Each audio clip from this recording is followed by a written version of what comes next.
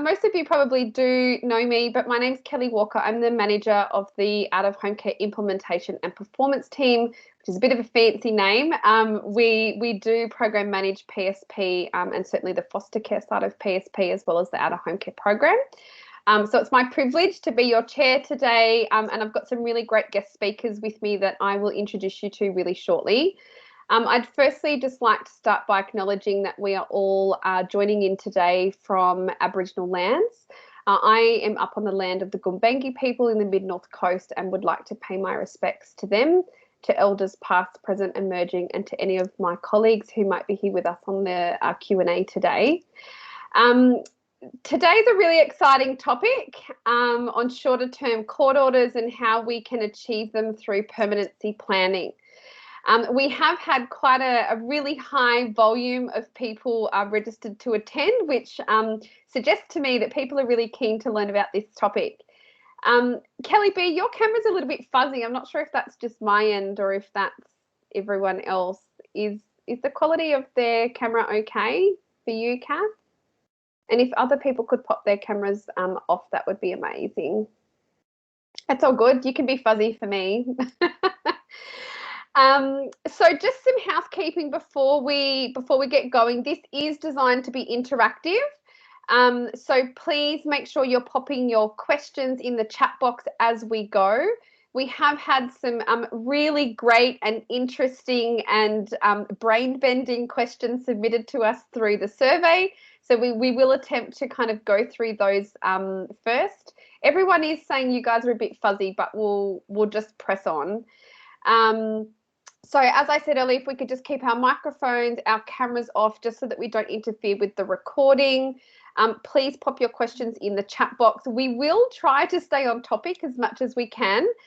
So we obviously won't be able to give any case-specific advice, but you know, your permanency coordinators and staff from the district would be really happy to answer your questions.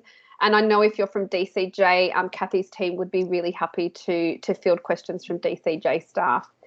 So with all of that in mind, let's get moving and I'll introduce you to our panel members. Now, unfortunately, I have a bit of a biography for Rachel Ward, who is not here with us today because she's suffering from some smoke-inhibited asthma. So we have Kathy Samuels, and I don't have a bio for her, so we'll make one up. But Kathy is our Director of Child Law, Director of Care Litigation here at the department, has been with us for many years, has worked at the Crown Solicitor's Office. I think you're an accredited child law specialist, Kath, and has been practicing law for all of her career. So we are in very good stead today. And Kathy has a real passion for shorter term court orders, so I'm really grateful she was able to step in for Rach. And then on our separate screen, together in the same fuzzy room, whatever's happening with the camera, we'll just press on.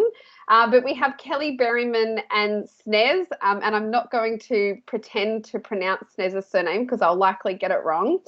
But Kelly Berryman is the Manager Client Service currently for Bankstown CSC. She's been in the department for 20 years, and thankfully the fuzzy camera's hiding her eye lines. She's worked in lots of different roles. She's been a senior manager at the Reportable Conduct Unit. She's been a manager of our permanency coordinators when the permanency program first kicked off. And she's been a manager client service of various CSCs in the district. Kelly's also been able to watch over her 20 years the permanency policy and practice really grow and evolve over time. And she's been able to see the impact that this has on children, particularly when we don't get this right. Snez is currently a permanency coordinator located in the southwestern Sydney district. She, like Kelly, has worked in the department for over 20 years, so she must have started when she was 11. I nearly died when I read that, Snez. And I'm sensing a bit of a pattern here that people in permanency must stick around. So she's worked in lots of roles, particularly in casework, out-of-home care, child protection. She's also been a court liaison officer, so she's bringing some really varied views with us today. So I'm excited to have them both here. Jasmine, if you could just pop your camera off just for the recording, that would be amazing. So we might kick off and just bear with us because Kathy has stepped into Rachel's seat today and she's had to read her questions about an hour ago. So I'm sure Kathy will be all over these. But Kathy, if you could just maybe kick us off by just giving us a bit of an overview of what a short-term court order is and how these have changed since the Care Act changes were implemented back in February 29 following the implementation of PSP. Sure. Thanks, Kelly, and thanks very much for the introduction. And hello to everyone joining us today. Kelly's right. I am really passionate about short-term court orders, and I could talk about them for hours, but I won't. I'll keep to the question. Yes, you're right, Kelly. So on the 4th of February 2019, amendments were made to Section 79 of the Care Act to allow short-term court orders to be made. What these amendments did was limit the length of time a child can be under the parental responsibility of the minister to a maximum of 2 years, and that's in cases where the Children's Court has approved a permanency planning involving restoration, guardianship or adoption. This is consistent with the permanent placement principles and is designed to reinforce those permanent placement principles so that the first priority is restoration. If a child can't be safely restored, then guardianship to relatives or kin or another suitable person, or adoption is the third preference for non-Aboriginal children, and for Aboriginal children, adoption is the last preference. So these were designed to reinforce the permanency support plan and the permanent placement principles to drive permanency for children and to achieve those permanent outcomes with urgency and as quickly as possible. A permanency plan is a plan that aims to provide a child or young person with a stable placement that offers long-term security and gives them a permanent home for their life. The permanency plan is included within a child or young person's care plan that's filed with the Children's Court, and the Children's Court must approve that permanency plan before making a final order. The short-term care order amendments were made in response to an increasing number of children being placed under the parental responsibility of the minister to 18 years of age, and those kids drifting in care. The policy behind short-term court orders was to stop that drifting care, was to stop children, to reduce the number of multiple placements and to achieve permanency for children in as short a time frame as possible, and that is a maximum of 2 years. Short-term court orders drive urgency in achieving a safe and secure placement for children within that maximum 2-year period, unless there's special circumstances, and if there's special circumstances, the short-term court order can be for a longer period. That's really helpful. Thanks, Kathy. Kelly, I might ask you, from your perspective, what are the benefits of a short-term care order for children, and how might they assist our really busy caseworkers to prioritise permanency for children? Yeah, I suppose, as Kathy stated, the short-term care order or short-term court order, there's two different terms that we tend to use for it, and a good acronym, STCO, is that it provides urgency for all parties for permanency for children and young people. The short-term care order or court order actually provides accountability to the department or any other party about what it is that we're going to be doing, and that we're going to be achieving permanency for that child or young person by a given time. But ultimately for me, where I sit is the most important part is that a child or young person has a time frame to know they will no longer be in the state's care. That there's going to be a period of time that the person that they live with, that parent that they have, will be able to sign that camp excursion or any of the notes that they get that says parent guardian to sign, and not some stranger from a government agency to do that. That's the absolute benefit for these short-term care orders and the significant impact it has for children and young people.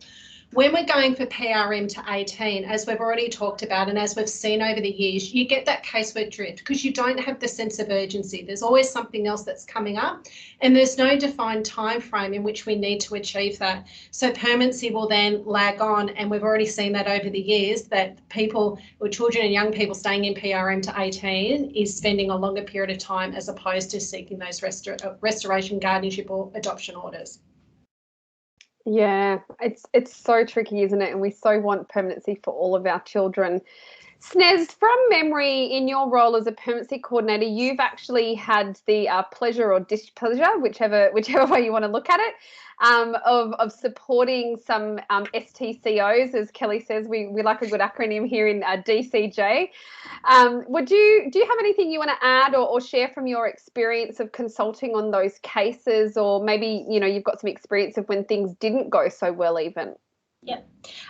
Look, I've had the pleasure of working with some casework teams within the NGO sector and with the CSCs that I've worked with, who, just like me and Kathy, just like you, I'm really passionate about short-term court orders, and I've had casework teams who have just been as passionate as me. So, I've had several consults in my time as a PC, and in that role I have been able to support casework teams to achieve permanency short-term orders of both adoption and guardianship. So I wanted to talk about an example where we did achieve a short-term court order of adoption, and why we actually achieved that. So I just wanted to walk through the process in regard to that particular matter.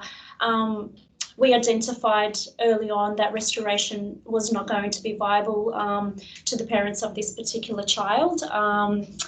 And that's on the basis that this particular family had other children in care and children on the adoption pathway. So through case plan goal reviews with the CSC and NGO, we discussed what permanency options were available, and the NGO discussed with me that the carer that this child was placed with definitely wanted to be viewed as the adoptive parent for this child. So through that discussion, we brought in our adoption casework team as well as our legal officers in this particular case to work towards achieving that short-term court order. And through that consultation process, through the permanency, myself, our legal team, our adoption caseworker, we were able to file evidence that really could demonstrate to the court that we could achieve an adoption within that 2-year time frame. So I think with that one, it was very much the evidence was there. We had a carer assessment. So the foster carer in this particular case agreed for her carer assessment to be filed with the court. And it was very clear that she had strong views around adoption and that she ideally would be an ideal adoptive parent. So that's one where we did get a short-term court order. There was another matter where we didn't receive the short-term court order with adoption, and the difference between that particular case and the one we didn't receive the order was lots of similarities where restoration was ruled out early on, but the evidence was lacking in that particular case. The matter went to a hearing, and what really came out of that was that we didn't have the evidence to support that we would achieve that goal in the 2 years. In saying that, once we got that PRM to 18 order, we did change the case plan goal to adoption fairly quickly, and we're on that pathway to adoption now. So yeah. Positive outcome regardless. Positive That's outcome. what I'd like to hear. Yes. That's super helpful, Kelly and Snez. Thanks for just, building on what Kathy was saying and bringing that practice element in. So, Kathy, begs the question. I know some of our magistrates in the Children's Court, are concerned about the department not coming back to seek further orders at the end, or before the expiry of those 2-year court orders. And I guess it's fair to say that there's a bit of lack of trust there, for good reasons. What practical steps or advice do you have for caseworkers and legal officers that might try to overcome that? And I think that, almost builds on what some of the things that Snez was just saying.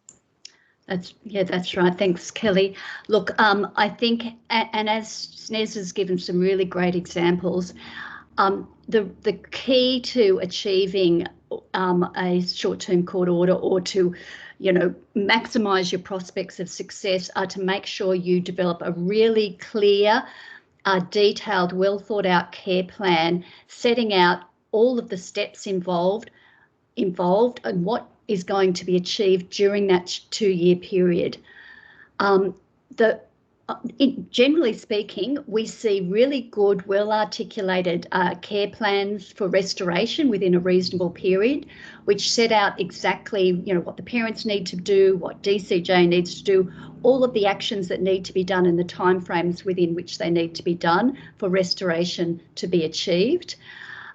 So similarly, care plans that set out a permanency plan for guardianship or adoption need to be really detailed to state what is going to occur, when it is going to occur, who's going to be responsible for that action, and all of that needs to be detailed within that 2-year period, so the court can see, okay, all of this is going to happen. It's going to happen on these dates, and I can be satisfied, given that detailed care plan, that guardianship assessment or that adoption application will be able to be made within that 2-year period.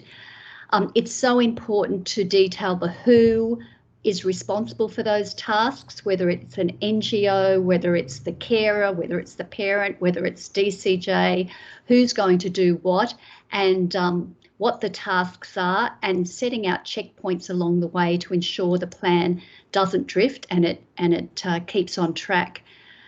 The court's concern and lack of trust, as Kelly said, is that they think we might drop the ball, not comply with what we've said, not do what we've said we're going to do in the time frame we've said we'll do it, and let that short-term court order lapse.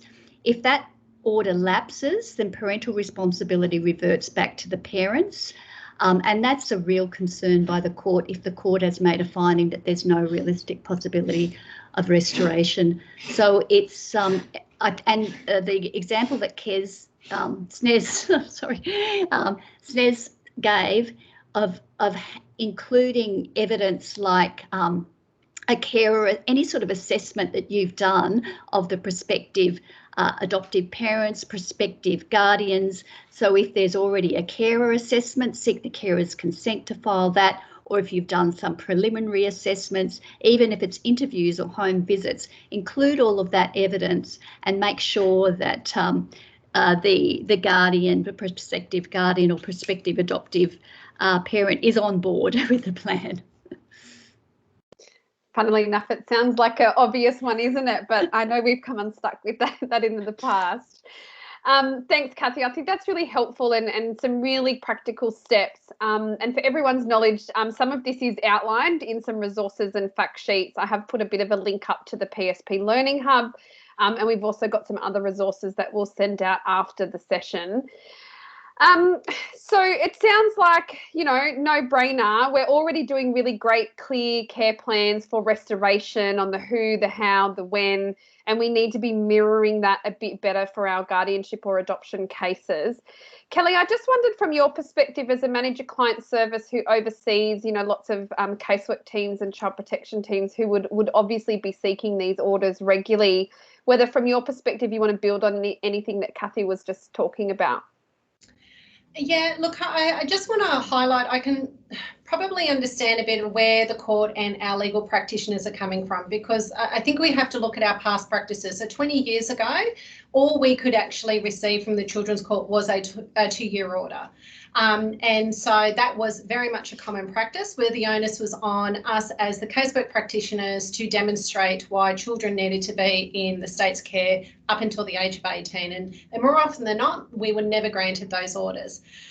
But what happened in that period of time, and the reason why that was then taken away from us, is that we didn't do the casework that was required. We had very, very many successful restorations that period of time, but the things that everyone remembers, what the court and the legal officers remember, are the ones that we didn't get right, where we didn't do the casework and children returned to unsafe homes, which then prompted another application to the court. Or we were doing the last minute ditch to do a Section 90 to justify, oh, we need it now because we need more time to do casework. It's unfortunately those bits of the work that everyone wants to focus and remember on. But where I sit today and seeing the progression over the 20 years is we are a very different department in how we work in regards to this area. We've got the introduction of permanency coordinators. We've had a significant permanency review. We have tools and fact sheets. The OSP have now just also developed a new site on our DCJ intranet site, and also for our PSP providers out there, you have the Learning Hub with Karijo. So there are a vast array of tools that support us to ensure that we're going to be achieving permanency in that short-term timeframe of 2 years. So as an MCS, my top tips for everyone when we're doing casework, whether you are a PSP provider or the DCJ casework team, when we're looking at permanency, is consult with your PC. Your PC is your best friend.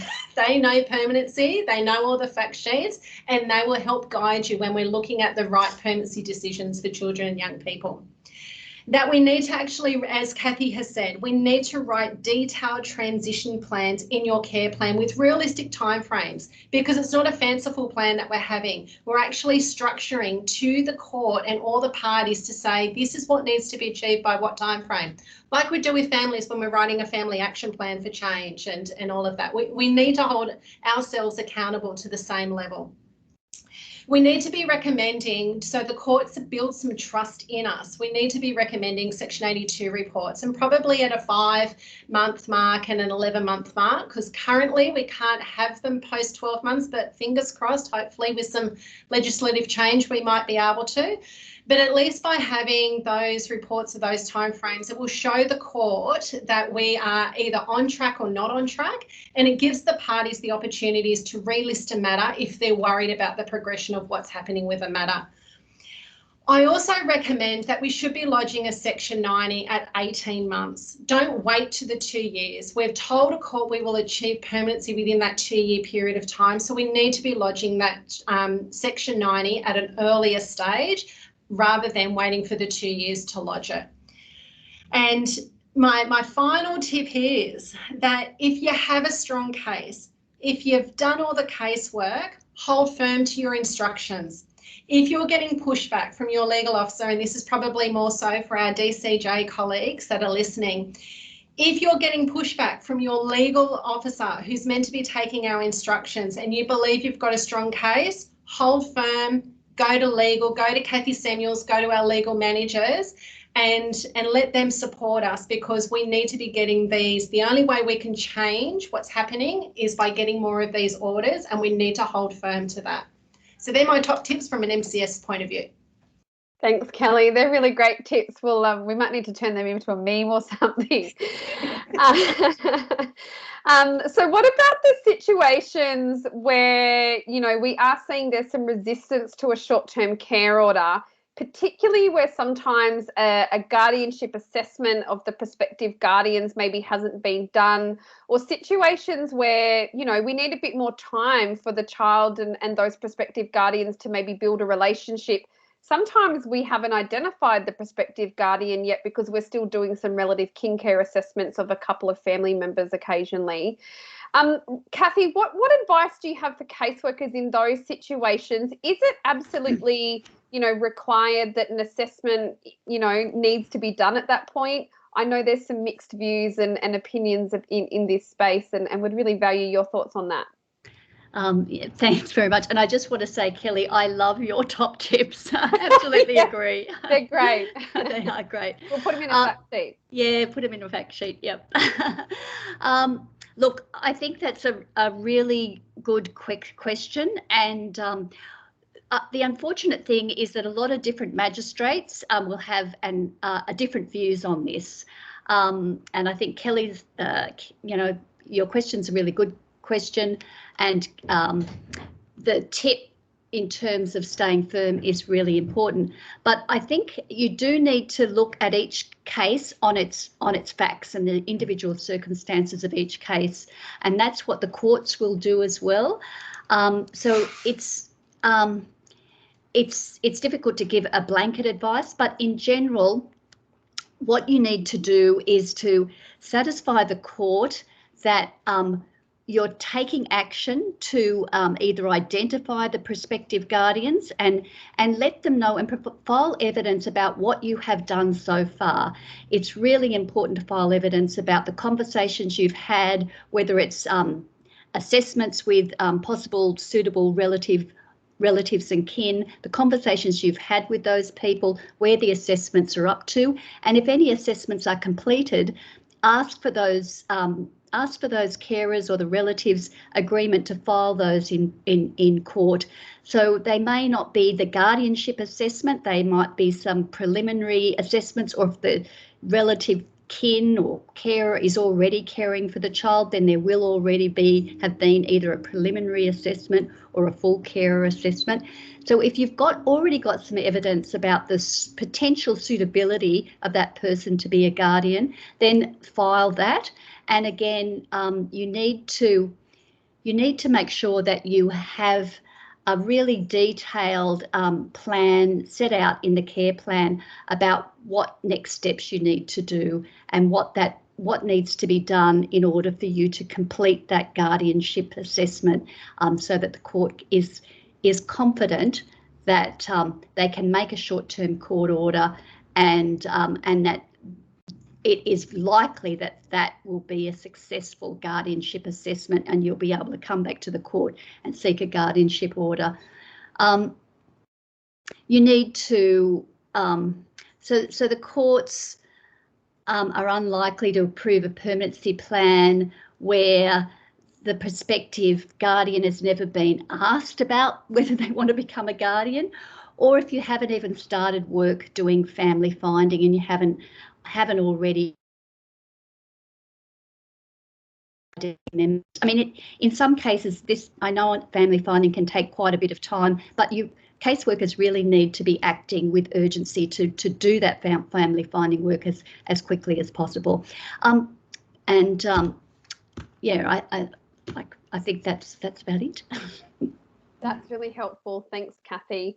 I think we've got a comment in the chat box from Rebecca Chaffer, who's a PC up in Northern, and I think many people share that experience where there is pushback in being able to seek a short-term care order.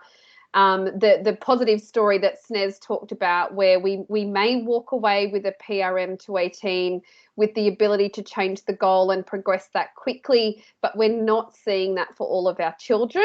We are still seeing drift once those PRM orders are made. So I think, going back to some of the advice that Kelly and Kathy have talked about, and certainly for people like yourself, Beck, talk to your legal officers and certainly talk to Kathy's team.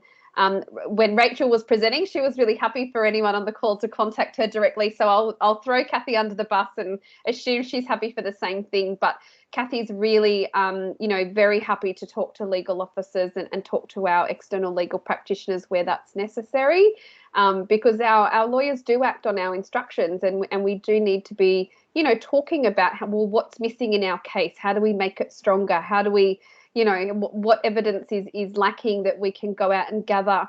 That brings us to another good question, Kathy, I guess, around the use of adjournments. Adjournments, I guess, have historically been used. We moved away from the practice, and then we seem to be coming back to them sometimes. Are adjournments a good way to achieve permanency sometimes for children, particularly where maybe we don't actually need 2 years for guardianship? Maybe we just need a little bit of time to do some casework. What's your thoughts on that and any advice you might have? Look, I think that's a great idea. And again, it's a case-by-case decision and assessment. But in those cases where, as you say, you've already made substantial progress in doing the assessments, the child might already be placed with the prospective guardian, and you think you're only going to need another 6 months, perhaps, or 8 months even, to complete all the assessments and seek the guardianship order. In my experience, there has been a number of successful cases where we have actually initially were seeking a short-term court order, but as the assessment of the prospective guardian was progressing so well, an adjournment, a fairly lengthy adjournment, was able meant we were able to complete those assessments and actually get the guardianship order within that same care application. And that in fact is ideal because it's quicker, gives a quicker outcome for the child and the family, and it also satisfies the court too, because the court doesn't have the concern that, oh, you know, maybe they won't do what they say they're going to do and they won't bring it back in time before the expiration of the order.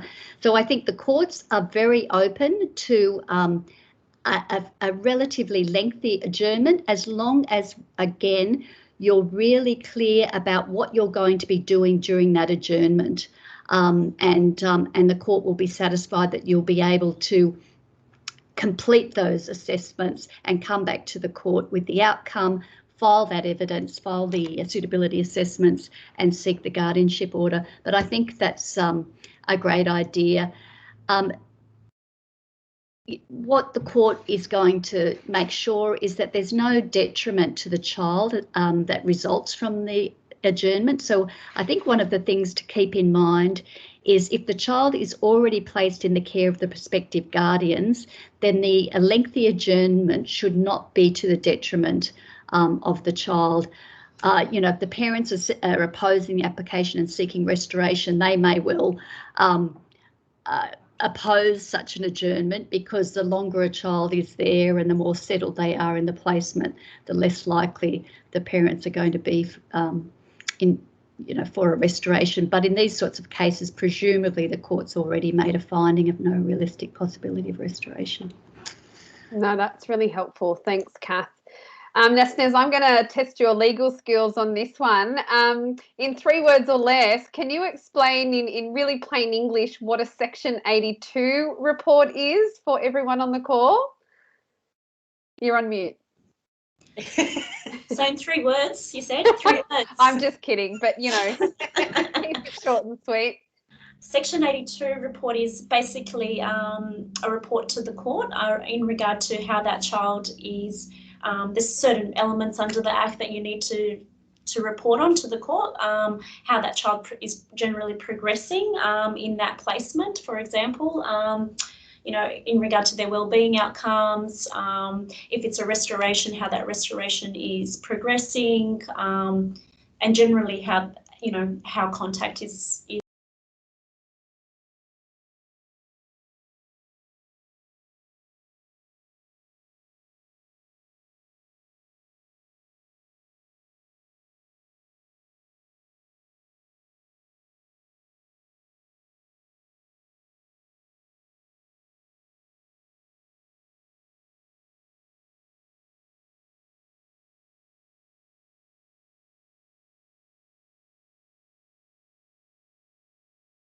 going to do that. The other 3 words or less is about a Section 90. All my cameras have just turned off for some reason. So the other question is just, can you explain for everyone what a Section 90 application is? So Section 90 application is an application to the court when one of the parties or someone that's significant to that child says there's a change of circumstance to what the original orders were made. So for example, we have an order of parental responsibility to the minister till 18, and you know, one of the parties, whether it's DCJ, a parent or another significant person, says, well, that order is no longer in the best interest of that child and there's been a change of circumstance. It's a request for the court to revisit the orders that were made previously. Yep, I think that's really clear for everyone. So Kathy, I guess it's a good time to ask, you know, in terms of the orders that we might seek, the length of orders or any provision of reports back to the court, how can we use the legal framework to be more convincing to the court and in order to help us monitor the permanency plan that we might be trying to seek for children? Yep, and I think as Nez has said, Section 82 reports are a really great way to do that. So if you're seeking a short-term court order for guardianship or adoption, what I would advise or recommend is that you proactively ask the court to make 1 or 2 orders for Section 82 reports to be provided to the court. That in using those Section 82 reports can mean that you're able to provide the court with a report on the progress you've made at implementing that permanency plan for the child, so the court can be confident that the department is on track in achieving permanency for that child within that 2-year period. So it's also a good way to report to the court on how the child's, as Snez has said, how the child's progressing in the placement, their connection and relationship to the prospective guardian, and the contact they're having with family, and the progress for the assessment of the guardianship application or adoption if it's an adoption application.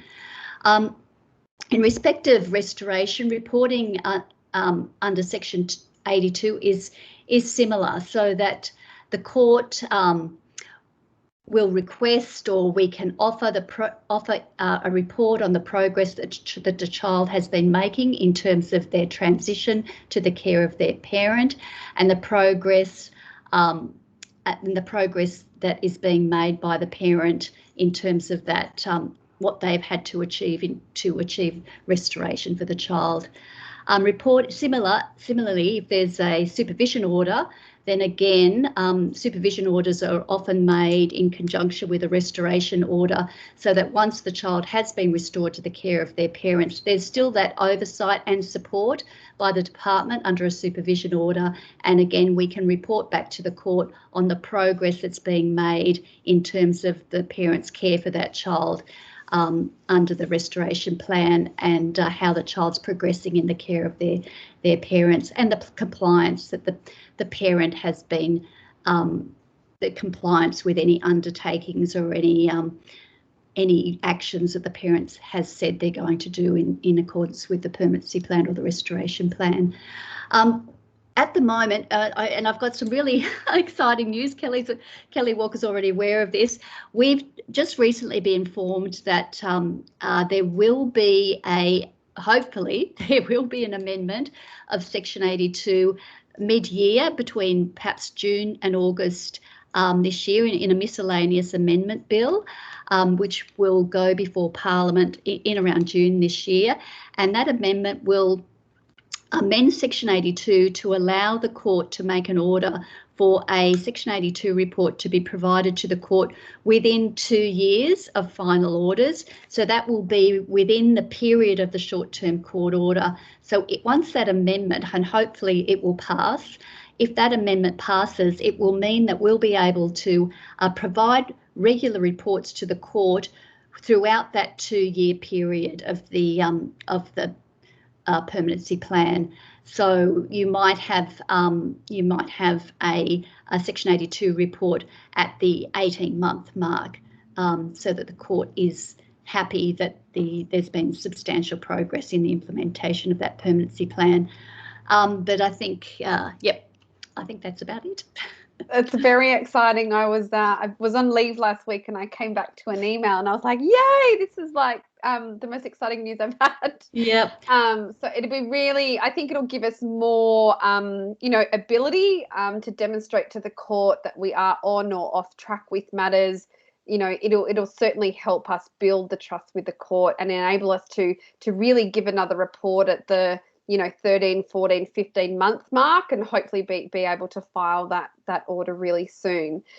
We've got a couple of questions that came in through the survey, and there's some really great questions coming through the chat box. So I'll do my best to try to facilitate them in a reasonable order. Someone asked a really good question. Debbie Palacios. Deb, the last time I saw your name, you're at Bernardo's. I'm not sure if you still are. Does it mean that adoption needs to be finalised by the end of 2 years, or just filed with the Supreme Court? I might pass that to you, Kath. I'm assuming that's in terms of there being a 2-year court order to achieve adoption. Yeah, and that's a really great question. The answer to that question is all we need to do is to actually be in a position to file that application before the 2-year order expires. So what we have said to both the Supreme Court and the Children's Court, and the Supreme Court is very open to this, is that if the adoption application is going to take longer in terms of finalising it, we will file an application for a parental responsibility order in the Supreme Court, and that's under Section 85 of the Adoption Act. So what we will do is, if the adoption application is ready to file and ready to go, we will certainly file it before the expiration of the 2-year order.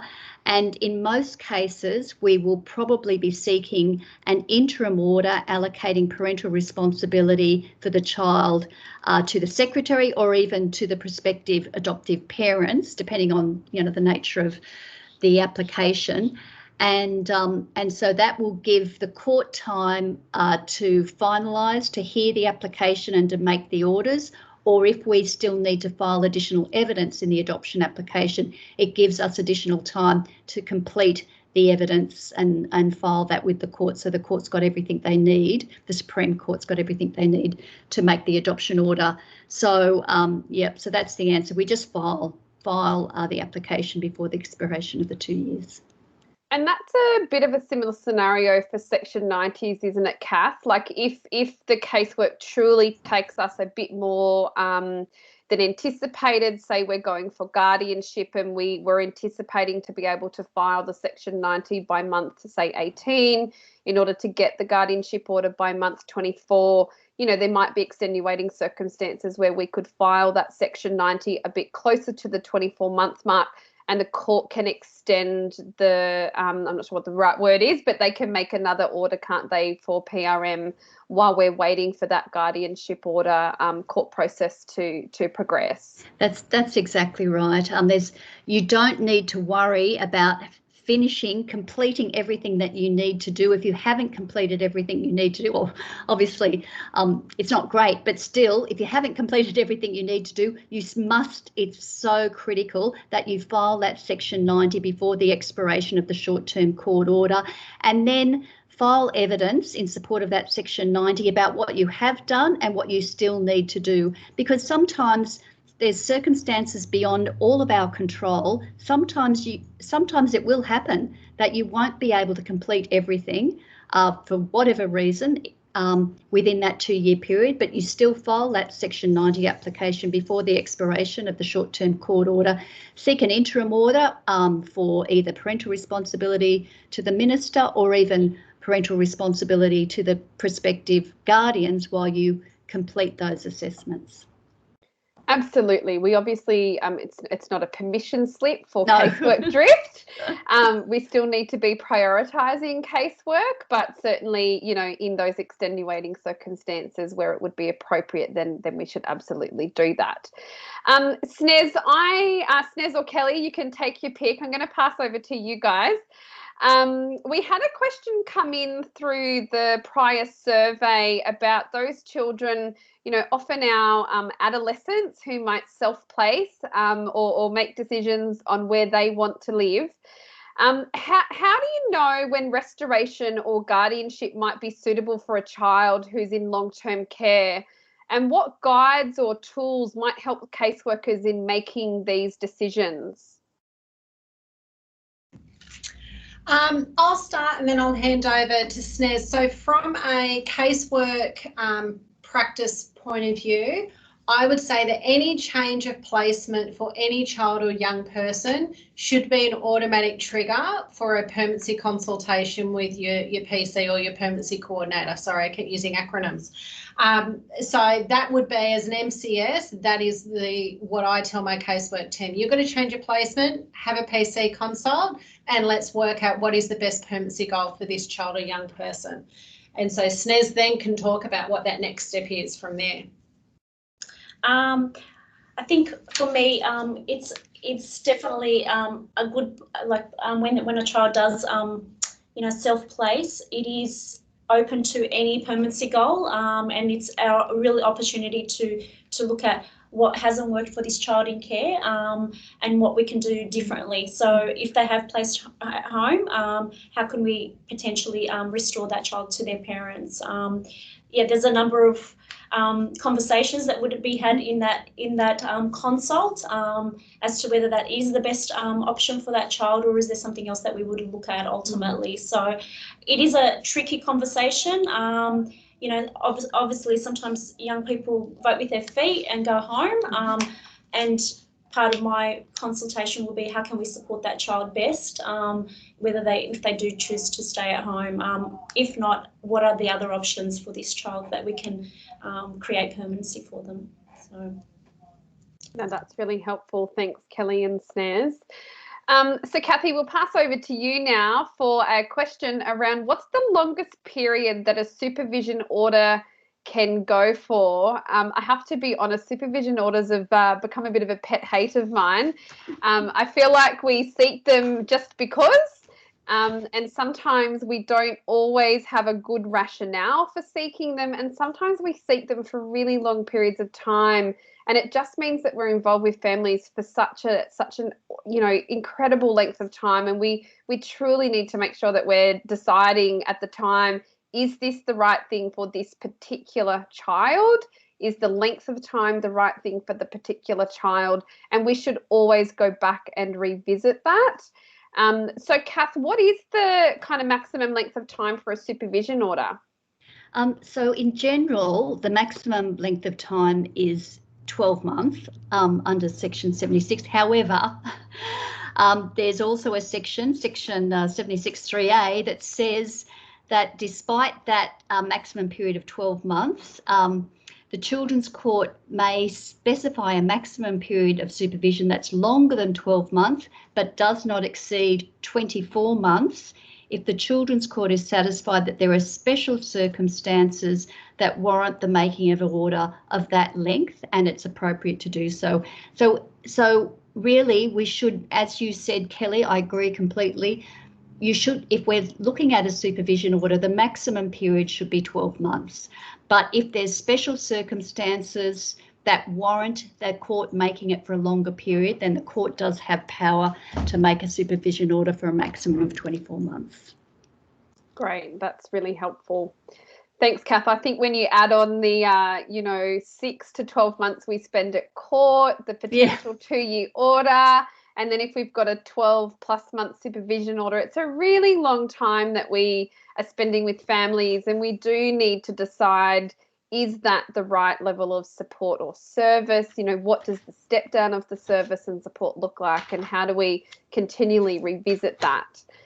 So Snez, one of the other things that we're often asked about is how we manage the relationship with family when we're working towards restoration, but we might be parallel planning for guardianship in the background.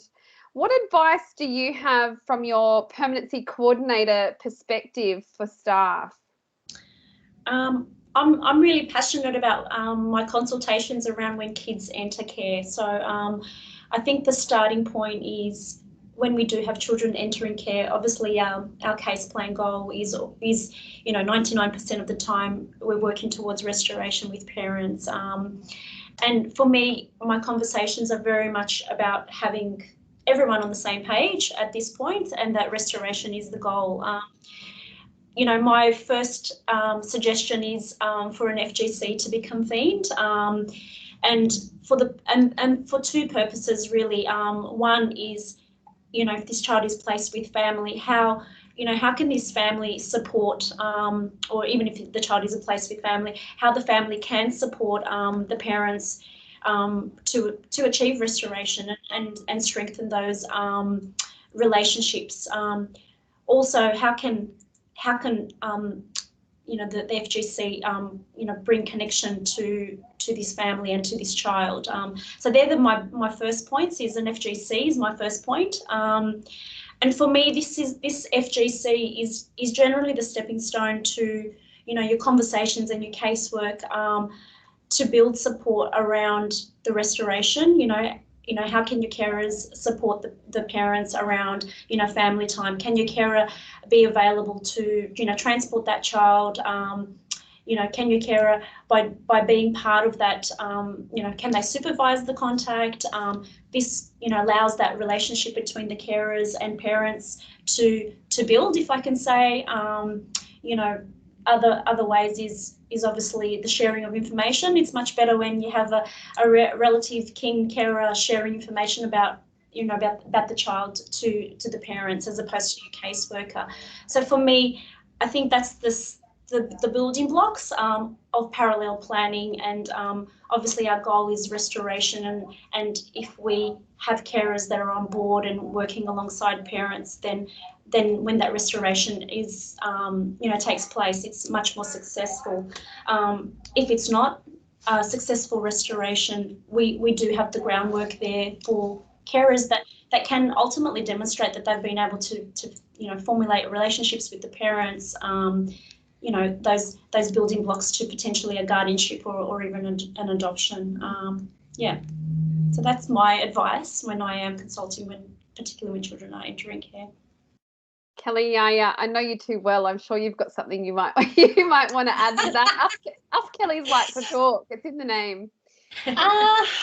Look, the couple of things that come in mind when I think about parallel planning, and when I think about our first encounters with families, one of the phrases in our district is no network, no plan, and that is so true. If we really want to embed and embrace our practice framework, we need to really look at family-led decision making, because families are the experts of their families. And so, as Snez was saying, that family group conference is really important in that first establishment about supporting in the family preservation space. But if that's not going to go well and the child needs to enter care, who is around, what family is around to support the restoration, but also that parallel planning, that if the restoration may not, we may not get it through the children's court, or something may happen and it's not going to be successful, what's our alternate permanency plan? So always thinking a couple of steps forward when children enter care, so we're not putting all of our eggs in one basket of restoration, then 2 years down the track everyone concedes and restoration's ruled out, and then we have to suddenly find another permanency plan, and this child's been languishing in and out of different placements or not with family for a couple of years while we're still in the children's court.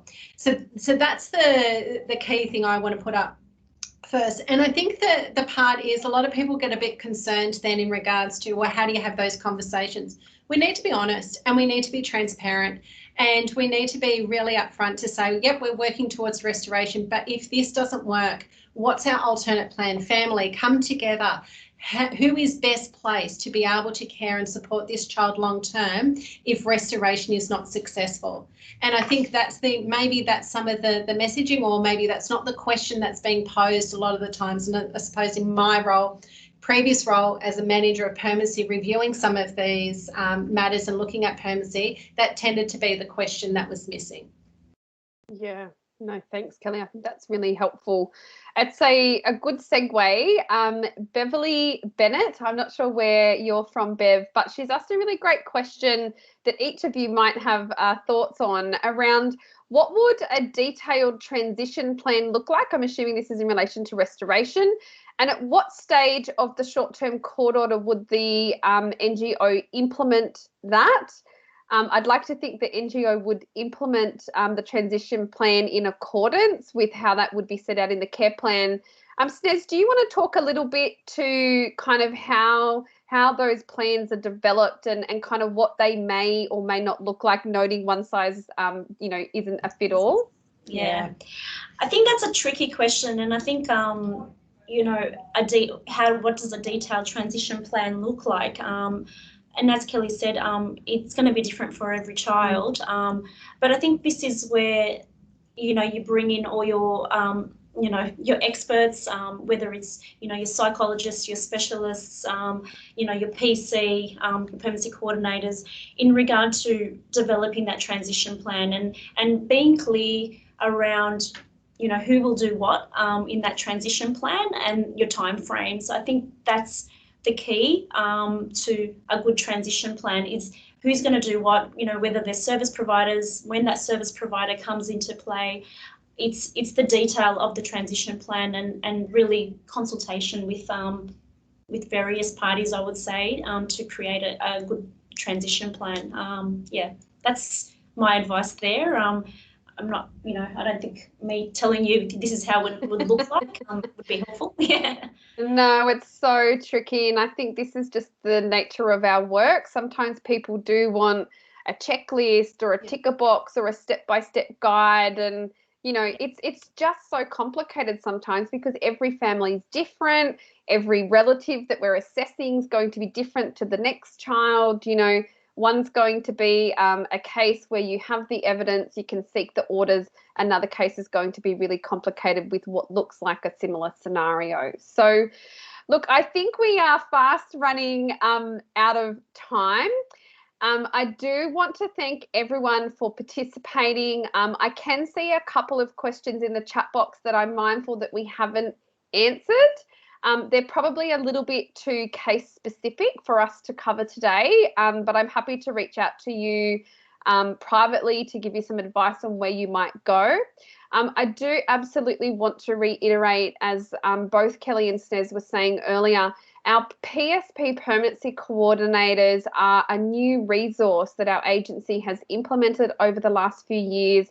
All of our permanency coordinators sit across all the state. Hopefully, if you're, in a CSC or an NGO that you have an allocated permanency coordinator, you know who to reach out to. If you don't, please email the permanency.support@fax mailbox. We will provide you with we have a list of district mailboxes that you can contact, and we can certainly let you know who your allocated permanency coordinator is. Obviously, if you're a DCJ staff member and you need to kind of reach to Kathy or to a member of her team if you're having troubles with your legal officers, or you're just kind of needing some advice on, what else could you do, then please reach out to Kathy. I won't share her email address publicly, but we'll pop a mailbox in our email with the later recording. Thank you to everyone who submitted questions in advance. They're really helpful in us trying to articulate things really well and in a really succinct fashion. So please continue to do so ahead of our future Q&As. I would like to thank Kelly, Snez, and especially Kathy for jumping in at the 11th hour. It's been really great to have a variety of guest speakers. We have a topic on family time next week. I'm like, who booked these a week apart? I think it was me, so I can't blame myself. We have an adoption specialist and a child psychologist who will be talking to us about family time and its role in permanency planning. So please come along to that if that's of relevance to you. My beautiful colleague, Caitlin, will also be sending you all out a survey. So please let us know what you thought of the content, what you thought of the information that our speakers provided, and certainly if there's anything that we missed, please let us know. We probably won't do a published FAQ document on this particular topic because I do think we have a lot of resources already available. We have lots of fact sheets. I have popped up a couple of links in the chat box to the PSP Learning Hub website. Has an absolute wealth of fact sheets and materials, lots of training that Kathy's team did for our NGO staff. So please log on and access those. And we look forward to seeing you all in a couple of weeks. So thank you, everyone, and very special thank you to our guests for coming today. Have a lovely afternoon.